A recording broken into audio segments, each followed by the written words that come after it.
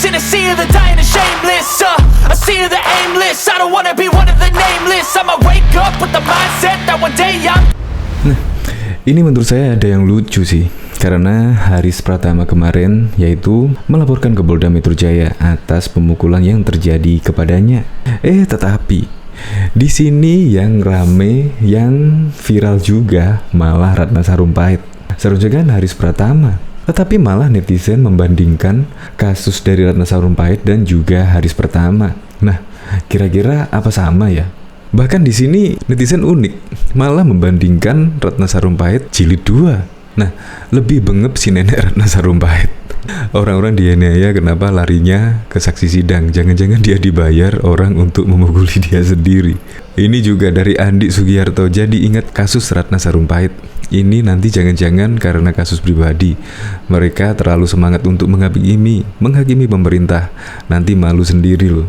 Ya memang pada kasus Ratna Sarumpait ini ya dibela oleh Prabowo, Dhanil Ansar, Amin Rais, semua membela dan ternyata Ratna Sarumpait pada waktu itu sendiri mengaku pencipta hoax terbaik. Nah, apakah Haris Pratama kira-kira seperti itu?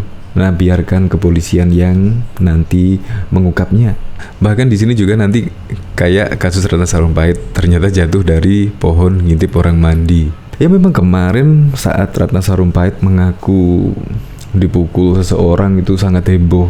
Seluruh Indonesia heboh. Ternyata setelah diselidiki oleh kepolisian, ternyata Ratna Sarumpait mengaku melakukan operasi plastik penyedotan lemak. Akhirnya pun dia meminta maaf kepada publik saat konferensi pers dan juga mengaku dia pencipta hoax terbaik dan meminta maaf kepada yang membela-belanya seperti Prabowo Subianto dan Amin Rais dan lain sebagainya. Nah, kita tunggu nanti pihak kepolisian ini apakah urusan pribadi atau apa, nanti kemungkinan bisa diungkap oleh pihak kepolisian. Kabar-kabarnya sih sebelum dipukuli Haris Pratama bongkar 99 perusahaan yang tak berizin eksploitasi hutan. Ya nanti kita tunggu kepolisian apakah ini urusan pribadi atau gimana, kita serahkan ke kepolisian. Ya supaya biar jelas, jangan sampailah seperti Ratna Sarumpait kemungkinan bisa malu sendiri. Untuk lebih lengkapnya simak berita berikut ini Good News Indonesia. Aneh. Ingat Haris, netizen malah ingat drama Ratna Sarumpait.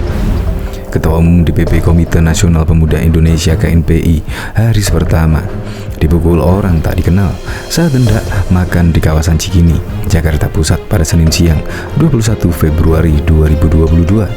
Dia mengaku dipukul lebih dari 3 orang dengan benda tumpul saat turun dari mobil.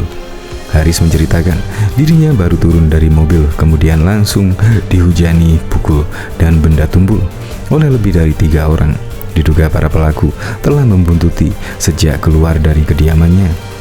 Turun dari mobil, diajar dan dipukul oleh orang tidak dikenal. Diduga sudah diikuti sejak dari rumah. Pada saat itu di parkiran rumah makan Cikini, orang tersebut mengajar dengan batu dan benda tumpul lainnya, kata Haris dalam keterangannya. Setelah melakukan pengeroyokan, para pelaku yang tak diketahui identitasnya itu kabur menggunakan sepeda motor. Saat itu, dia langsung melaporkan insiden pemukulan itu di Polsek Menteng. Karena pelipis robek dan kepala harus dijahit, saya langsung ke IGD RSCM Kencana, kata Haris. Dari foto yang beredar, muka pelapor Ferdinand Hutahian tersebut terlihat berdarah pada bagian muka. Bahkan Ketua DPP KNPI, Haris Pratama menjadi korban pengeroyokan orang tidak dikenal di parkiran sebuah restoran di Menteng, Jakarta Pusat. Haris menyebut pelaku meneriakkan kata bunuh dan mati ke arahnya saat pengeroyokan terjadi. Ada yang dorong, saya sempat tahan. Saya duduk sambil lindungi kepala belakang dan depan. Lalu ada 2 orang lebih dan 1 orang meneriakkan bunuh dan mati, kata Haris kepada wartawan pada Senin 21 Februari 2022. Setidaknya ada 3 orang yang dilihat Haris melakukan pengeroyokan kepadanya. Pelaku turut menganiayanya dengan benda tumpul. Yang saya lihat ada 3 orang, karena 1 dari pas saya dihajar dipukul dari belakang pakai benda tumpul. Kepala saya sudah divisum. 2 orang yang hajar saya dari belakang sama di muka, beber Haris. Haris telah melaporkan kasus tersebut ke Polda Metro Jaya malam ini. Laporan itu tengah diselidiki Subdit Catanras Ditreskrimum Polda Metro Jaya. Dia berharap polisi serius menangani kasusnya. Pelaku diharapkan bisa segera ditangkap. Saya meminta pihak kepolisian menangkap para pelaku pengeroyokan terhadap diri saya karena ada bahasa bunuh dan mati. Saya yakin saya tidak pernah punya masalah dengan orang-orang tersebut. Saya yakin ada dalang di belakang permasalahan ini. Saya yakin orang-orang ini hanya dipergunakan oleh seseorang untuk menghabisi saya, ujar Haris. Pihak Polda Metro Jaya pun telah membenarkan adanya laporan dari Haris pertama. Laporan itu tengah diselidikinya. Betul, kami sudah menerima laporan dari korban atas nama Haris pertama yang bersangkutan melaporkan pengeroyokan dan ada juga pengancaman, ujar Kabid Humas Polda Metro Jaya. Laporan Haris pertama terregister dalam laporan bernomor LPB 9282/2020 SPKT Polda Metro Jaya. Pengeroyokan terjadi di depan rumah makan Garuda Cikini Menteng, Jakarta Pusat sekitar pukul 13.45 waktu Indonesia bagian Barat siang tadi. Mengutip laporan Haris pertama, Sulvan menjelaskan Haris pertama saat itu keluar dari rumahnya di Jakarta Timur menuju rumah makan Garuda untuk menemui tim bidang hukum KNPI. Namun setelah sampai kurang lebih dari pukul 14.05 diperkirakan rumah makan Garuda, pelapor turun dari mobil dan tiba-tiba ada lebih dari 3 orang yang tidak dikenal memukulnya. Haris pertama dipukul dengan batu dan benda tumpul lainnya. Dalam laporan ke polisi, Haris pertama juga mengaku diancam para pelaku.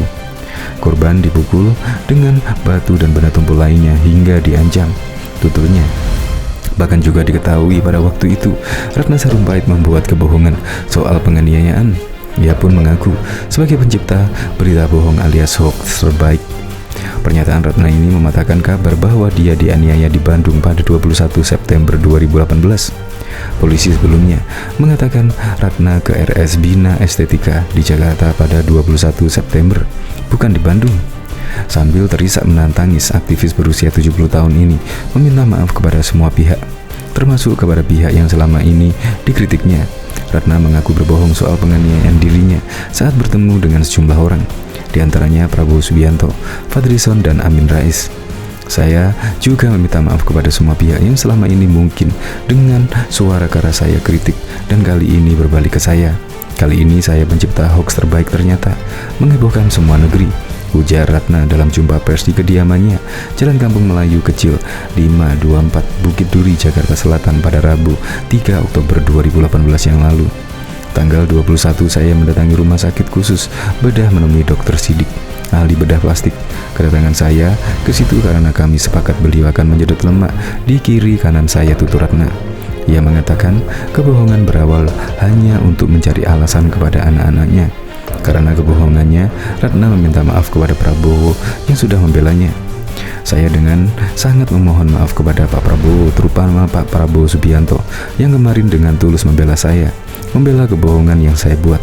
Tapi saya berjanji akan memperbaiki yang memberikan perjuangan kami yang sekarang ternyata, kata Ratna. Dengan pengakuannya yang membuat hoax, Ratna berharap kegaduhan segera berakhir. Sambil bersumpah, Ratna tidak berniat berbohong. Mari kita semua mengambil pelajaran dari kejadian ini. Bangsa kita ini dalam keadaan tidak baik.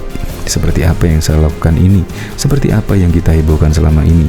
Segala sesuatu yang kita hebohkan ini, segala sesuatu yang tidak penting, mari kita hentikan, pungkasnya. Prabowo pun pada waktu itu sudah meminta Ratna mundur dari Badan Pemenangan Nasional. Ia menegaskan tidak mentoleransi jika anggota tim pemenangannya sudah berbohong. Prabowo minta aparat tidak segan-segan menindaknya. Kami juga tidak bisa mentolerir berita bohong. Karena itu, kita juga tegas. Kalau ada tim kami yang berbohong, kami akan tegas. Bahkan meminta aparat melakukan penindakan yang sangat tegas, kata Prabowo dalam jumpa pers di kediamannya Jalan Kertanegara nomor 4, Jakarta Selatan pada Rabu 3 Oktober 2018 yang lalu.